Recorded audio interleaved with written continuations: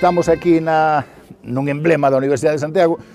por suposto é o máis coñecido é Fonseca, pero aquí temos o edificio propio da Universidade que antigamente era un noviciado dos xesuítas, formaba un conxunto coa Igrexa da Compañía de Xesús, que é esa que está aí, pero cando os xesuítas foron expulsados de España, entón deronlle a Universidade o solar, deixaron a Igrexa, pero retranquearon, chegaron para atrás o edificio para facer esta praza, porque esta praza antes non existía, esta praciña agora fai un conxunto separado por a Igrexa precisamente que agora é da Universidade de Mazarelos,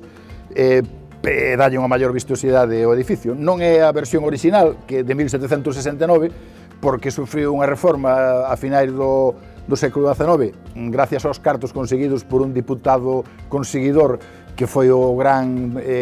dotador de infraestructuras de Santiago, que foi o Montero Ríos, que está aí na estatua esta, na escultura que vistes ali en Mazarelos, non? Está ali fora de lugar, porque fixeron unha escultura para poñela no centro do Obradoiro,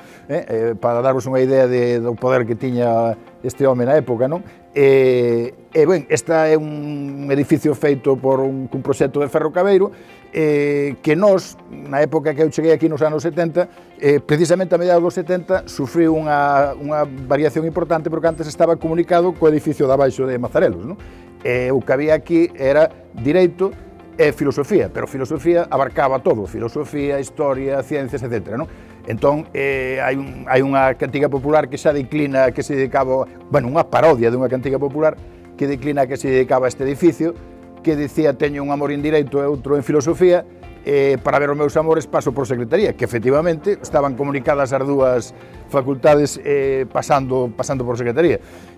Aquí non houve grandes eventos, digamos, en canto a mobilización estudiantil, porque a mobilización estudiantil famosa que foi a do 68, que foi liderada por un señor que foi Tinín Álvarez Areces, que despois foi presidente autonómico de Asturias moitos anos, e por Touriño, e por un grupo, basicamente por xente do Partido Comunista e cristiás progresistas, e tamén algúns galeguistas, non?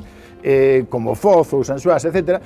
Pero ao 68 empezou cunha loita en matemáticas no Campus Sur e despois o epicentro estivo en medicina, non? Incluso na nosa época, a gran mobilización antifranquista que houve, que foi un peche, digamos, unha variante local dos peches da Sorbona, non? Que fixémolo en Fonseca. Por lo tanto, aquí o que houve foi un suceso tráxico no curso 74, que foi que entrou a Brigada Político-Social, a Policía Política na aula magna, e había unha asamblea, era un día de moito calor, cousa rara en Santiago, estaban as ventas abertas, e un rapaz que se chamaba Constante, pois estaba arriba, subido no beiril da ventá, e co susto e coa xente que se lle botou encima ao ver entrar a policía, caíu pola parte de atrás de alto, a onde está a cafetería, e estivo como unha temporada. Por fortuna non sofriu secuelas, e teño entendido que logo viviu unha carreira de director de instituto en Tui durante anos, é dicir, que non pasou nada, pero foi un exemplo dos poucos que houve en Santiago onde os decanos ou os reitores deixaron entrar a policía nas facultades, non? Precisamente a partir do 68 o goberno cesou ao rector que era Echeverri, un médico pero que tiña algún familiar republicano, e polo tanto non era suficientemente fiel, e substituíron por Garrido, que era un rector moito máis duro, e entón, pois, quizás isto explica o fenómeno aquel que había aquí. Pero, bueno, a min o rótulo dice que explique a relación do movimento universitario co galego. Bueno, antes, nos anos 50, a Universidade de Santiago eran uns centenares de persoas, e a Universidade de Santiago era troiana, é dicir, era o que vemos na Casa da Troia, era unha universidade de tunantes, non? Por suposto, de señoritos, porque incluso na época que eu estudiei, solamente entre os 75 e o 80, solamente o 4% dos estudantes eran fillos de operarios manuais, é dicir, que nos anos 50 xa vos dades unha idea de como era a universidade, non? Aumentou nos anos 60, gracias á emigración, gracias á chegada das clases medias á universidade. Por exemplo, no ano 1968 había xa 6.000 estudantes, e aí sí que se produciu un cambio tamén no tema lingüístico. Antes do 68, pois igual había media dúcia de persoas de estudantes que falaban galego na universidade, e a partir do 68, según contan os testemunhos da época, pois apareceron uns centenares, casi todo o estudantado politizado, fora da corrente que fose, pasou a usar o galego nas asambleas, nos boletíns, nos cartaces, etc. Pero antes dos 68, según contan os testemunhos da época, isto era moi difícil. Por exemplo, Martín Dijas, que era un militante do PSP de Tierno Galván, escribe unha evocación do 68 e di que o primeiro estudiante que falou en galego no 68 era un tal Pedro Mariño, que despois creo que foi médico, non? E que se escribiu un boletín na época tamén en galego, e ambas cousas tiveron un rexeitamento grande, é dicir, que apuparon ao orador que falou en galego. E houve un compañeiro que cando viu o boletín escrito en galego dixo que vergüenza me dá estar en unha universidade que escribe os seus boletines en gallego, non? Isto era no ano 66, non? No ano 68 cambiara todo e calquera persoa que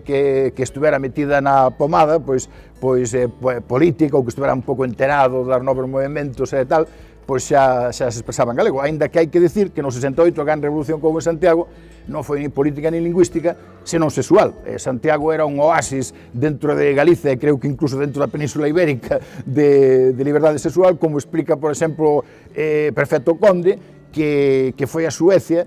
e cando lle contou aos amigos que aquí había 3 farmacias que vendían anticonceptivos no tardo franquismo, que estaba isto rigorosamente prohibidos, hasta os suecos calvinistas quedaron asombrados das facilidades que había en Santiago, non? Bueno, entón, na época miña, que son os anos 70, xa pasaran cousas, Ander do Barro fora número 1 no Hit Parade con Corpiño Xeitoso, xa houbera xogos minervais, premios de poesía, a nova cansoa, a Voces Ceibes aquí, en fin, era un ambiente completamente máis distendido, diferente, había algún roce de vez en cando. Eu recordo, por exemplo, unha asamblea na que o mellor había un orador que empezaba a falar en castelán, entón oías unha voz alá atrás que dicía en galego, entón había, de repente, toda a asamblea empezaba a berrar unidade. Bueno, considerábase que era un asunto disruptivo, digamos, o feito de falar galego,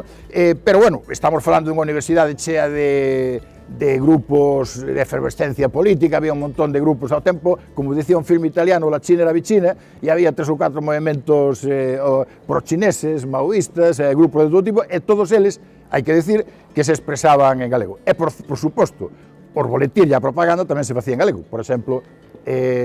aquí a ERGA, que era o sindicato no que estaba estudiantil, que era Estudiantes Revolucionarios Galegos, pois tiña un boletín que, por suposto, era en galego e titulábase Lume, e que tiña un logo curioso, extraño, en certo modo, porque era que na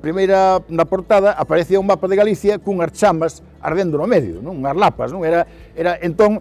claro, hoxe en día, isto hasta podría ser políticamente incorrecto, porque podía pensarse que era unha premonición dos incendios que asolan o país actualmente, non? Pero non tiña nada que ver con eso, ni siquiera coa canción que un estudante que estudiaba aquí naquela época fixo despois, que era Arde Galicia, pero non queima, que era Antón Reixa, que era alumno aquí de Filoloxía, senón que isto, eu creo, achácollo, e con isto xa termino, achácollo a que a nosa xeración, aparte das influencias políticas e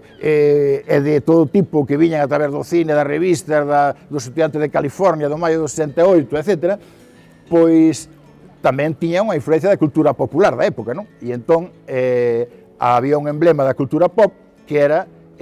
unha teleserie daquelas do oeste que botaban ás 3:30 na televisión, que era Bonanza, que vimos todos os nenos teleaditos que tiñan televisión, e Bonanza empezaba cunha cousa moi parecida ao logo que aparecía no lume, que era un mapa que tiña chamas no medio e daí saían os 4 protagonistas que eran os irmáns Carboy. Claro que o mapa que ardía en Bonanza non era o de Galicia, era o de Nevada, do estado de Nevada, non?